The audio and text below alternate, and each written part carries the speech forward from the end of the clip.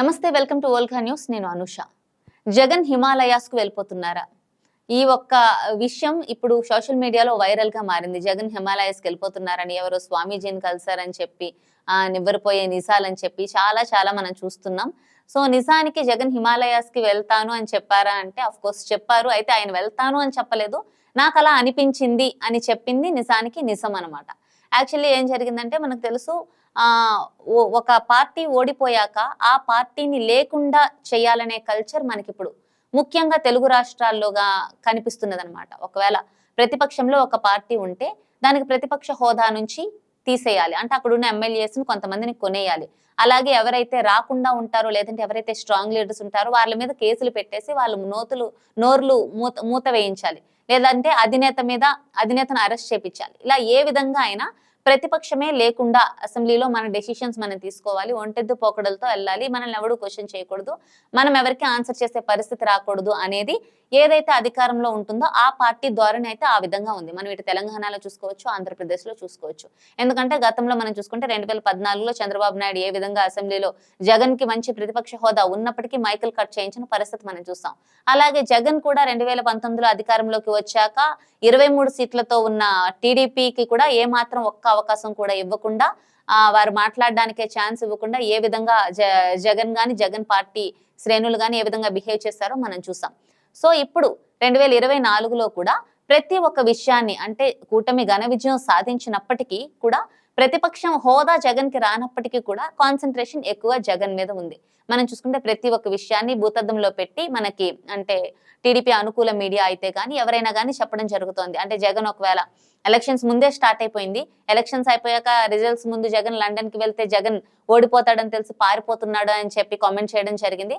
ఆ తర్వాత జగన్ తిరిగి వచ్చాక 11 సీట్లకు పరిమితం అయ్యాక మళ్ళీ ఆయన బెంగళూరుకి, మళ్ళీ మొన్న ఒక 5 days బ్యాక్ బెంగళూరుకి వెళ్తే మళ్ళీ బెంగళూరుకి వెళ్ళిపోతాడు, ఇంక ఇక్కడికి రాడు, బెంగళూరులో బిజినెస్లు చూసుకుంటాడు అని చెప్పడం జరిగింది. అలా రకరకాల ఇదనమాట. అంటే లండన్ కి పారిపోబోతున్నాడు, ఇంకా కేసులకు భయపడి, లేదంటే కాంగ్రెస్ తో పార్టీని విలీనం చేసేబోతున్నాడు, బీజేపీతో లాలూచి పడుతున్నాడు, ఇలా అనేక రకాల న్యూస్లు వచ్చాయి. ఇదంతా ఎందుకు వస్తున్నాయంటే ఒకటే, ప్రతిపక్షం లేకుండా చేయాలి, ప్రజల్లోకి దాన్ని బాగా తీసుకువెళ్ళాలి అని ఒకే ఒక ఇది కనిపిస్తోంది. కానీ వేటి మీద అంటే జగన్, మనం తెలుసు ప్యాలెస్లు కూల్చేయడం కూడా, జగన్ కార్యాలయాలు కూల్చివేత, అన్ని కూడా కాన్సన్ట్రేషన్ అంతా జగన్ మీద ఉంది. అంటే ఏదో ఒక విధంగా జగన్ అనే పేరు రాష్ట్రంలో వినిపించకుండా చేద్దామనేది ఒక టీడీపీ అనుకూల మీడియా, లేదంటే కూటమి అనుకూల మీడియా ప్లాన్ గా మనకు కనపడుతోంది. అయితే ఈ నేపథ్యంలో జగన్ ఇవన్నీ పట్టించుకోకుండా తన సమీక్షలు తను చేసుకుంటూ, ఒకవేళ బెంగళూరుకి వెళ్ళిపోయినా ఇక్కడున్న నేతల్ని, వైసీపీ నేతల్ని పిలిపించుకొని కొన్ని సమీక్షలు నిర్వహిస్తూ అసలు తప్పు ఎక్కడ జరిగింది. ఎందుకంటే జగన్ ఫస్ట్ నుంచి కూడా వై నాట్ 175 నినాదంతో వచ్చారు 2024 ఎన్నికలు. అలా ఎందుకు వచ్చారు అంటే, మన మేనిఫెస్టో మనం క్లియర్ గా ఇచ్చాం కదా, అన్ని విషయాల్లో మనం 100% ప్రజలకు అన్ని బెనిఫిట్స్ ఇచ్చాం కాబట్టి ప్రజలు ఖచ్చితంగా మనకు ఓట్లు వేస్తారు. అలాగే జగన్ చుట్టూ ఉన్న ఐపాక్ టీం కానీ, లేదంటే కొంతమంది సలహాదారులు కానీ ఈజీగా మనమే వస్తాం, ప్రజల్లో మనకు ఆ సానుకూలత ఉంది అని చెప్పి జగన్ కి చెప్పడం, ఆ విధంగా జగన్ వై నాట్ 175 నినాదం ఎత్తుకోవడం, అదంతా మనకు తెలిసిన విషయమే. ఈ నేపథ్యంలో 175 వస్తుంది మనకి అంటే ఒక్క సీటు కూడా ఇంకొక పార్టీకి వెళ్ళదు అనుకునే ఒక వ్యక్తికి కేవలం 11 సీట్లు వస్తే ఆయన స్టేట్ ఆఫ్ మైండ్ ఎలా ఉంటుందో ఒకసారి మనం వారి ప్లేస్ లో ఉంటేనే తెలుస్తుంది ఖచ్చితంగా. ఎందుకంటే కనీసం ప్రతిపక్ష హోదా కూడా రాకుండా జగన్ వై నాట్ 175 అనుకుంటే కనీసం 2 digits కి, అంటే అది కూడా ఒక్క సీట్ తేడాలు 2 digits కి పరిమితం అయ్యారంటే జస్ట్ 11 సీట్స్ వస్తే జగన్ పరిస్థితి ఏ విధంగా ఉంటుంది. ఇందులో భాగంగా ఆయన ఎక్కడ తప్పు జరిగింది, నెక్స్ట్ మనం రిపీట్ చేయకూడదు, ఎవరి ఓట్లు మనకి పడలేదు, ఈ అన్ని విషయాలు సమీక్షించే క్రమంలో ఎలా తట్టుకుంటున్నారు సార్, ఇది మీరు చాలా కష్టంగా అనిపిస్తుందని చెప్పి పార్టీ శ్రేణులు చెప్పడం, దానికి జగన్ కూడా 11 సీట్లు అనగానే నాకు కూడా హిమాలయాస్కి వెళ్ళిపోవాలనిపించింది, అంటే అంత వైరాగ్యం వచ్చింది అంటే ఇట్స్ ఒక ఎలా చెప్పొచ్చు, ఏదో వే ఆఫ్ ఎక్స్ప్రెషన్ అనమాట. ఆయనకున్న డిప్రెషన్ ని ఆయన ఎక్స్ప్రెస్ చేశారు. అంటే ఒక 11 సీట్స్ రావడం వల్ల నాకు ఆ ఫీలింగ్ కలిగింది, అంత బాధ కలిగింది.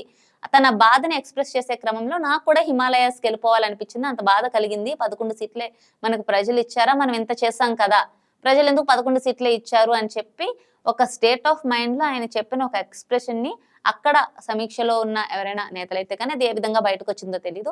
దాన్ని బయటకు తీసుకొచ్చి జగన్ ఇలా అన్నారు, హిమాలయాస్కి వెళ్ళిపోబోతున్నారు, లేదంటే ఒక స్వామీజీతో మాట్లాడుతున్నారు, ఇంకా జగన్ ఇక్కడ ఉండరు అనేసి అనేక న్యూస్ వచ్చింది. అయితే జగన్ ఆ మాట అన్నాక కూడా 11 సీట్లు చూసినప్పుడు హిమాలయాస్కి వెళ్ళాలనిపించింది కానీ 40% ఓట్ షేర్ వచ్చింది అని తెలియగానే మనకి 40% మంది సపోర్ట్ ఉన్నారు అంటే 40% మంది ప్రజలు మన వెనుక ఉన్నారు కాబట్టి ఖచ్చితంగా మనం చేసే తప్పులను సరిదిద్దుకొని ఈ 5 ఏళ్ల పాటు కష్టపడితే 2029లో మనకి అవకాశం ఉంటుందని చెప్పి ఆయన ఒక ఆశాభావం వ్యక్తం చేయడం కూడా జరిగింది. అయితే మొత్తం కన్వర్జేషన్ లో ఓన్లీ మొదటి మాట చెప్పి చివరి మాటలు ఏవి చెప్పకుండా దీన్ని ఈ విధంగా క్రియేట్ చేస్తూ ఇప్పుడు కూటమి సపోర్ట్ మీడియా చెప్పడం జరుగుతుంది అనమాట. సో ఇది మ్యాటర్. జగన్ హిమాలయాస్ కి వెళ్ళరు, లండన్ కి వెళ్ళరు, ఎక్కడికి వెళ్ళరు, ఆంధ్రప్రదేశ్ లోనే ఉంటారు.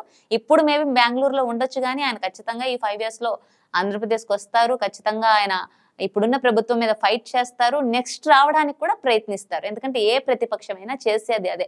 ఒక్క సీట్ వచ్చినా, లేదంటే గతంలో మనం తమిళనాడు చూసుకుంటే ఇంతకుముందు చెప్పుకున్నాం, 4 సీట్లు వచ్చిన జయలలిత అధికారంలోకి వచ్చారు. అలాగే 7 సీట్లు వచ్చిన కరుణానిధి మళ్ళీ అధికారంలోకి వచ్చారు. ఆ విధంగా వాళ్ళిద్దరికన్నా ఇప్పుడు చెప్పాలంటే జగన్కి వచ్చిన సీట్లు 11 బాగా వచ్చాయి. అలాగే గతంలో చంద్రబాబు నాయుడు 23 సీట్లు వస్తే టీడీపీ అసలు కంప్లీట్ గా ఏమంటారు భూస్థాపితం అయిపోయింది అన్నారు. సో అలాంటి టైంలో ఇప్పుడు చంద్రబాబు నాయుడు అఖండ మెజారిటీతో ఈవెన్ జనసేన బీజేపీ అవసరం లేకుండా పార్టీని ఫామ్ చేసేలాగా సీట్స్ సంపాదించుకుంది. సో అలాగే జగన్ది కూడా 11 సీట్లు అనేది ఇప్పుడు ప్రెసెంట్ ఇది ఫ్యూచర్ కాదు. ఫ్యూచర్ లో ఏదైనా జరగచ్చు. అంతేగాని హిమాలయాస్కి వెళ్ళే పరిస్థితి అయితే లేదు. Keep watching Volga news.